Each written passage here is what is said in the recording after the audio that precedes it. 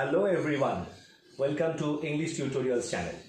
আজকে আমরা ইংলিশ গ্রামারের একটা অত্যন্ত ইম্পর্টেন্ট টপিক নিয়ে আলোচনা করব এবং সেটা হলো narration change. Narration change assertive সেন্টেন্সের। অ্যাসার্টিভ সেন্টেন্স সম্পর্কে তোমাদের ধারণা আমি আগের ক্লাসেই ক্লিয়ার করে দিয়েছি। তো এবার অ্যাসার্টিভ সেন্টেন্সের ওপরে আজকে আমরা ন্যারেশন চেঞ্জ শিখব।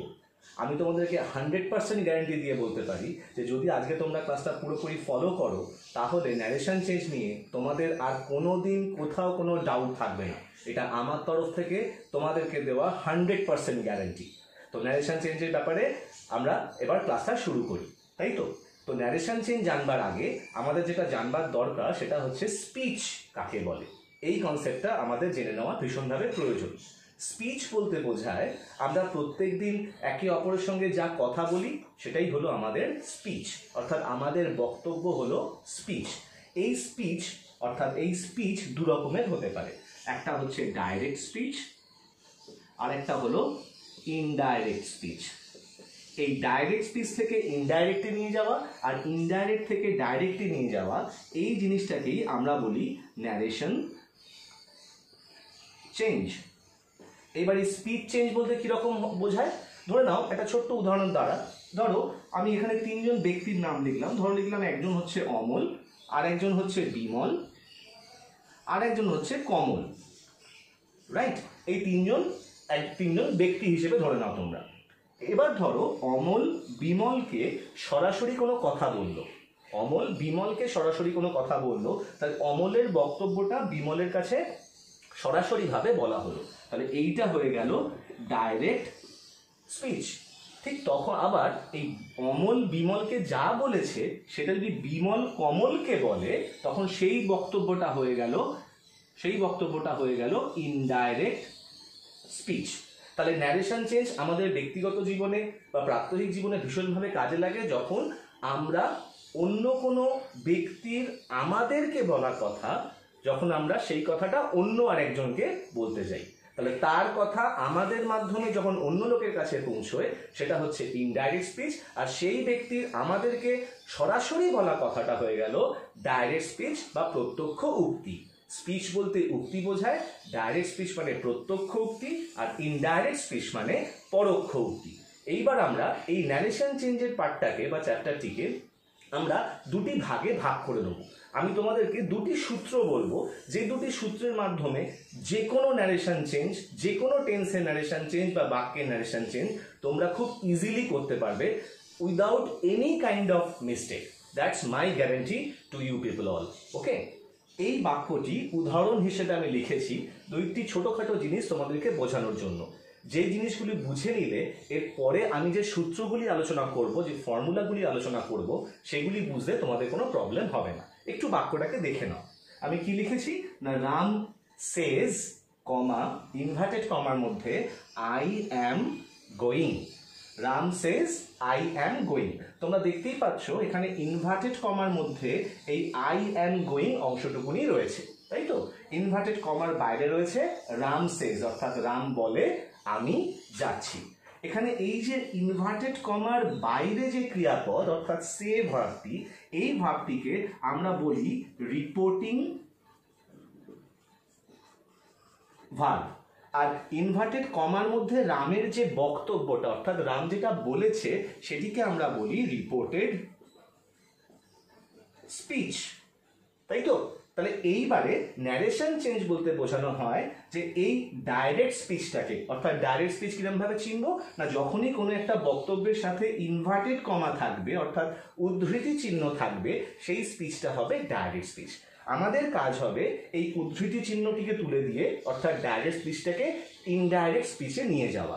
তার জন্য কিছু নির্দিষ্ট নিয়ম কানুন রয়েছে, যে নিয়ম বা রুল যাই বলো না কেন সেটা ডিপেন্ড করে এই রিপোর্টিং ভার্বের ওপরে। তাই যখনই যে বাক্যেরই ন্যারেশন চেঞ্জ তোমরা করবে সেই বাক্যের রিপোর্টিং ভাবটি কিন্তু সেই ন্যারেশন চেঞ্জটিকে সঠিকভাবে করবার জন্য ভীষণভাবে গুরুত্বপূর্ণ।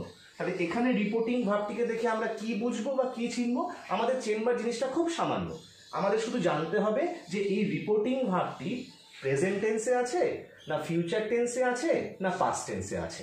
তাহলে তোমাদেরকে যদি জিজ্ঞাসা করি যে এই সেজ রিপোর্টিং ভার্বটি কোন টেন্সে আছে, আমি আশা করি তোমরা খুব ইজিলি বলতে পারবে আমাকে যে এই সেজ রিপোর্টিং ভার্বটি কোন টেন্সে আছে, না এটা প্রেজেন্ট টেন্সে আছে। কেন প্রেজেন্ট টেন্সে আছে বা আমরা কি করে বুঝবো এটা প্রেজেন্ট টেন্সে আছে কিনা, কারণ রাম যেহেতু থার্ড পারসন সিঙ্গুলার নাম্বার, তাই এই সে রিপোর্টিং ভার্বের সাথে এসটা যোগ হয়ে রয়েছে। তাই তো, রাম যেহেতু থার্ড পারসন সিঙ্গুলার, তাই সে রিপোর্টিং ভার্বের সাথে এসটা যোগ হয়ে রয়েছে। S by S third person singular number subject হলে ক্রিয়াপদের সাথে বসে, কখন বসে, না প্রেজেন্ট ইনডেফিনাইট টেন্সে বসে। তাহলে এই আমরা খুব সহজেই বুঝতে পারলাম যে এই সে রিপোর্টিং ভার্বটা প্রেজেন্ট টেন্সে আছে। রিপোর্টিং ভার্ব যখন প্রেজেন্ট টেন্স বা ফিউচার টেন্সে থাকবে, আর একটি উদাহরণ দেখে নেওয়া যাক রিপোর্টিং ভার্ব কিরকম ভাবে ফিউচার টেন্সে থাকতে পারে। ধরো এই বাক্যটাকেই যদি আমি লিখি, না রাম উইল সে, এই একই জিনিসটাই লিখলাম আমি, না আই অ্যাম গোয়িং। তাহলে এবার আমরা কি দেখছি, না রিপোর্টিং ভার্বটা কি হলো এবার, উইল সে। শ্যাল বা উইল কখন বসে, ফিউচার টেন্সে বসে। তাহলে এই ক্ষেত্রে রিপোর্টিং ভার্ব কোন টেন্সে আছে, না ফিউচার টেন্সে আছে। ভেতরের অংশটা অর্থাৎ উদ্ধৃতি চিহ্নর ভিতরের অংশটা যা ছিল তাই রেখে দিয়েছি আমি, শুধু আমি রিপোর্টিং ভার্বটিকে চেঞ্জ করেছি, তাই তো। তাহলে এই রিপোর্টিং ভার্ব যখন প্রেজেন্ট বা ফিউচার টেন্সে থাকে, তখন ন্যারেশন চেঞ্জের জন্য আমাদেরকে একটি নির্দিষ্ট সূত্র ফলো করতে হয়। আমি চাইবো যে সূত্রটা তোমরা সকলেই লিখে নাও, নোট করে নাও, দরকার হলে ভিডিওটাকে পজ করে নেবে। সূত্রটা তোমাদের কাছে থাকলে এবং পরিষ্কারভাবে বুঝে নিলে তোমরা ন্যারেশন চেঞ্জের কোনো অসুবিধা হবে না। বাই দ্য ওয়ে, আমরা দুটো সূত্র আছে ন্যারেশন চেঞ্জের নিয়মে। আমরা প্রথমে প্রথম সূত্র নিয়ে আলোচনা করব, তারপরে আমরা যাব দ্বিতীয় সূত্রে। তাহলে এসো এবার আমরা প্রথম সূত্রটাকে নিয়ে দেখে নিই যে প্রথম সূত্র আমাদেরকে কি শেখাতে চায় বা কি বলতে চায় আমাদেরকে। তাহলে এইবারে আমরা ন্যারেশন চেঞ্জের প্রথম সূত্র নিয়ে আলোচনা করব। আমি তোমাদেরকে রিকোয়েস্ট করব, তোমরা দরকার হলে ভিডিওটাকে একটু পজ করে এই রুলটা, আমি আই হোপ যে রুলটা মোটামুটি লেখাটা বোঝা যাচ্ছে, তো যাই হোক ভিডিওটা একটু পজ করে তোমরা রুলটা নিজেদের খাতায় লিখে নাও।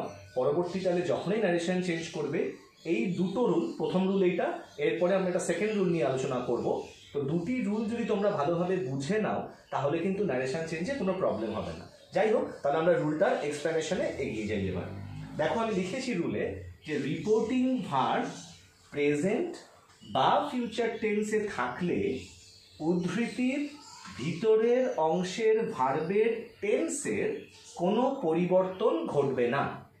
শুধুমাত্র বাক্যের প্রোনাউন যদি থাকে, বাক্যের বক্তা অনুযায়ী এটা কিন্তু চেঞ্জ হবে।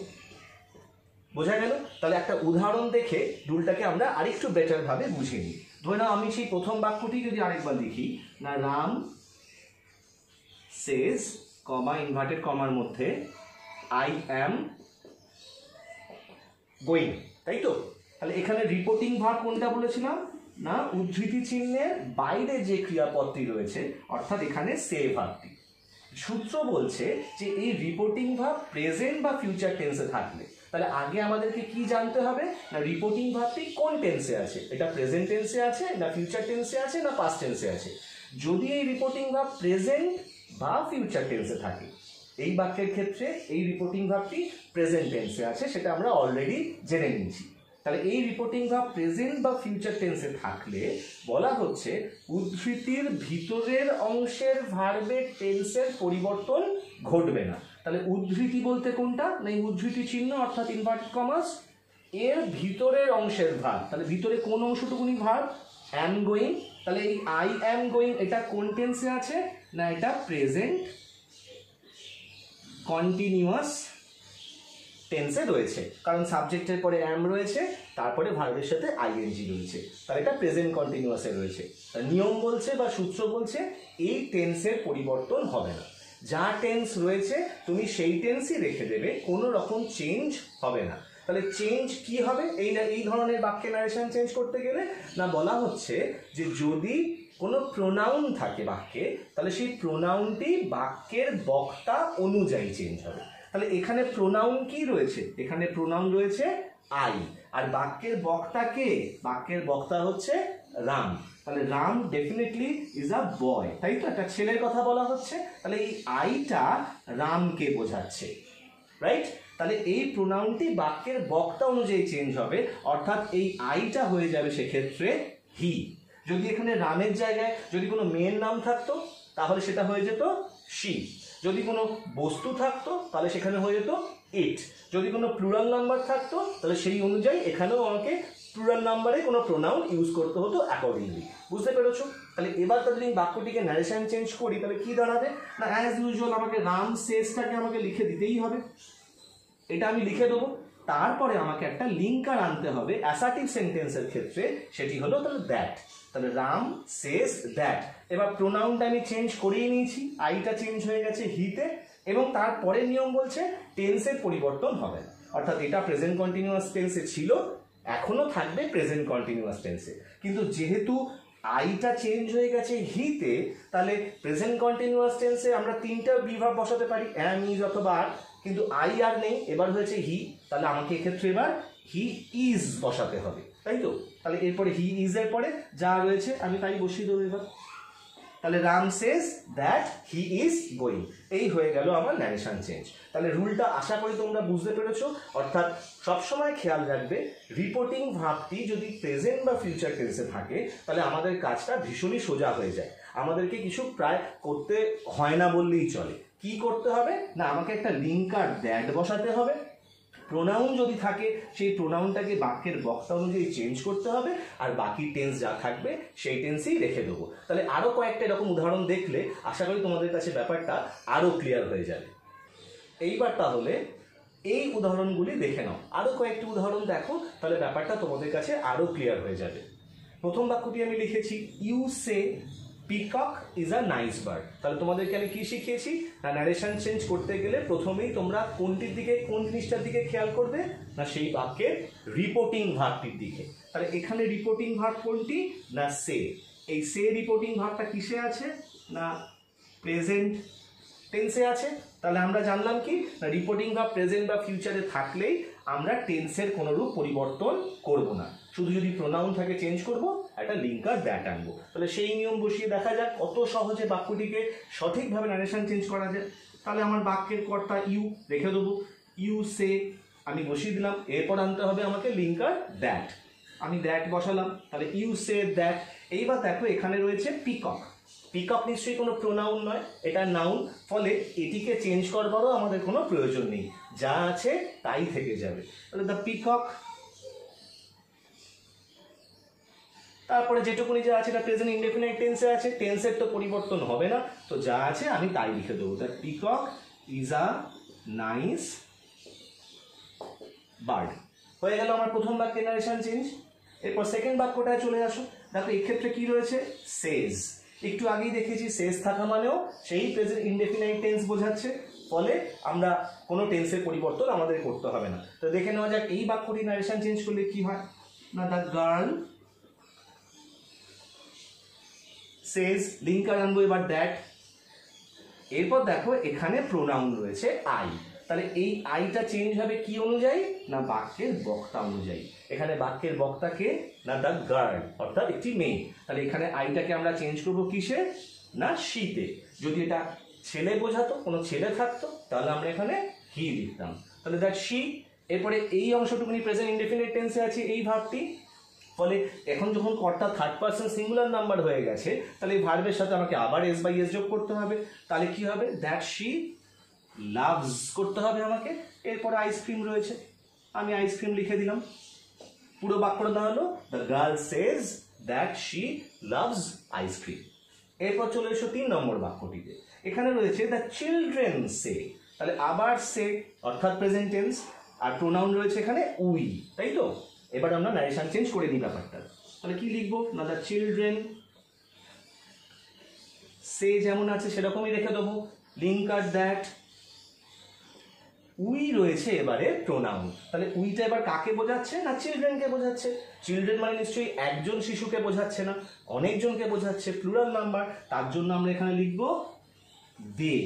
The children say that they, অর্থাৎ তারা, বাচ্চারা বলেছিল আমরা খেলেছি, এবার যখন আমি ন্যারেশন চেঞ্জ করব ইনডাইরেক্ট স্পিচে নিয়ে যাচ্ছি, তখন তার মানে হয়ে যাবে বাচ্চারা বলেছিল বা বলে যে তারা খেলেছিল, সেই জন্য এই দে আনলাম আমরা।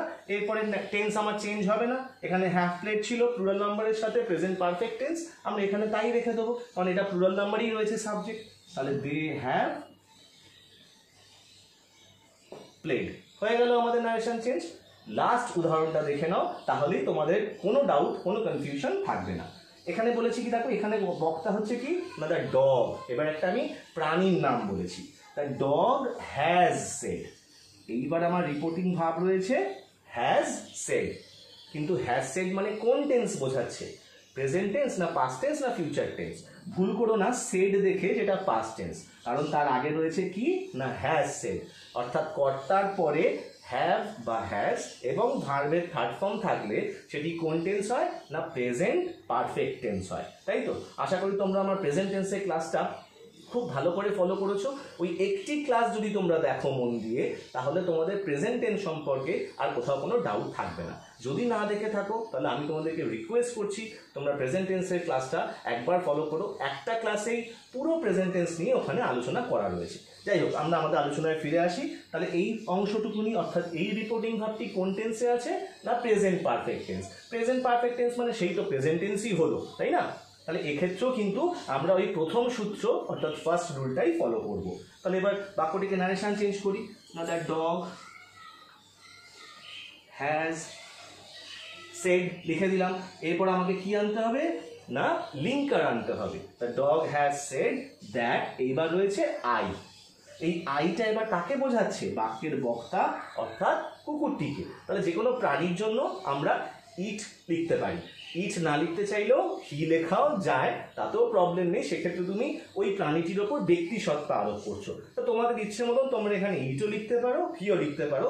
আমি সেফটির জন্য আমি এখানে ইটই লিখছি, কারণ এখানে বাক্যের কর্তা রয়েছে প্রাণী। তাহলে দ্যাট ইট হয়ে গেল ইট, কিন্তু এটা আবার প্রেজেন্ট ইনডেফিনাইট টেন্সে রয়েছে। তাহলে আমাকে যখন সাবজেক্ট যখন আমি থার্ড পারসন সিঙ্গুলার করে নিয়েছি অর্থাৎ ইট হয়ে গেছে, তখন অ্যাজ ইউজুয়াল আমাকে লাভস করতে হবে এখানে। তাহলে that it loves to bark. কি দাঁড়ালো, কুকুরটি বলেছিল বা বলেছে যে আমি ডাকতে ভালোবাসি। এবার মায়েরা দাঁড়ালো কি ইনডাইরেক্ট স্পিচে, কুকুরটি বলেছে যে এটা ডাকতে ভালোবাসে। তাহলে এই জিনিসটা যদি তোমরা বুঝে থাকো তাহলে আশা করি ন্যারেশন চেঞ্জের প্রথম পার্টটুকুনির অর্থাৎ রিপোর্টিং ভাব যখন প্রেজেন্ট বা ফিউচার টেন্স থাকবে, তখন সেই সমস্ত বাক্যের ন্যারেশন চেঞ্জ করতে তোমাদের আর কোনোদিন কোনো প্রবলেম হবে না। আমরা পরের ক্লাসে ন্যারেশন চেঞ্জের এটার থেকে একটু অপেক্ষাকৃত কমপ্লিকেটেড পার্ট অর্থাৎ দ্বিতীয় সূত্র নিয়ে আলোচনা করব। ততদিন পর্যন্ত যতক্ষণ না সেই ভিডিওটি আমি আপলোড করছি, তোমরা এই জিনিসটা বাড়িতে প্র্যাকটিস করো। যদি কোনো রকম প্রবলেম হয় বা কোনো ডাউট থাকে, তোমরা উইদাউট এনি হেজিটেশন আমাকে কমেন্ট বক্সে কোশ্চেন করো, আমি তোমাদের ডাউট ক্লিয়ার করব। আর যদি তোমাদের মনে হয় এই ভিডিওটা তোমাদের ভালো লেগেছে বা তোমাদের উপকারে আসবে, তাহলে প্লিজ ভিডিওটিকে লাইক করো, চ্যানেলটিকে সাবস্ক্রাইব করো ফিউচার আপডেটের জন্য, এবং বেল আইকনটাকে প্রেস করে রেখো যাতে তোমরা ভবিষ্যতে কোনো আপডেট মিস না করো। তোমাদের সাপোর্ট আমার ভীষণভাবে প্রয়োজন, তার জন্য সাপোর্ট ইংলিশ টিউটোরিয়ালস চ্যানেলটিকে সাবস্ক্রাইব করো। In the meantime stay safe, be all good, be happy, keep watching and keep learning. Thank you so much for your precious time. Thank you.